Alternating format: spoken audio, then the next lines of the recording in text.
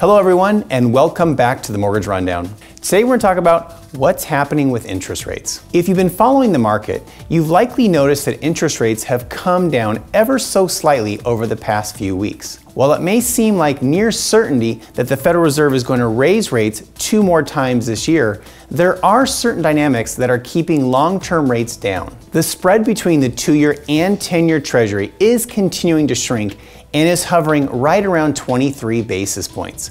That's the lowest level since the financial crisis. What this spread tells us is 2 things.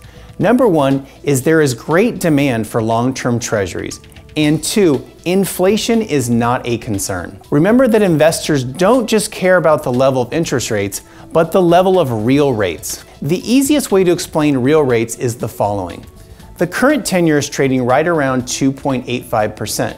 If inflation is running at 2%, then the investor is only getting a 0.85% return in comparison to inflation, which is quite low. However, when an investor buys a US Treasury, not only do they get the 0.85% return, but they also get an investment in US dollars. The return they get on dollars is a greater return than the bonds themselves if the value of the dollar goes up. In fact, over the past few months, you can see how strong the dollar is in comparison to the price of gold. The higher the value of a US dollar, the more gold it can buy, which means the price of gold goes down in relation to the dollar.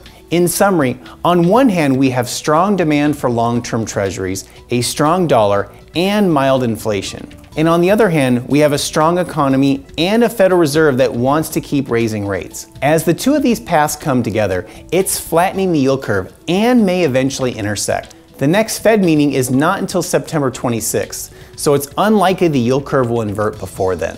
In the coming weeks, you should keep an eye on the following items. The curve, the curve, the curve. Keep watching the spread between the 2-year and 10-year.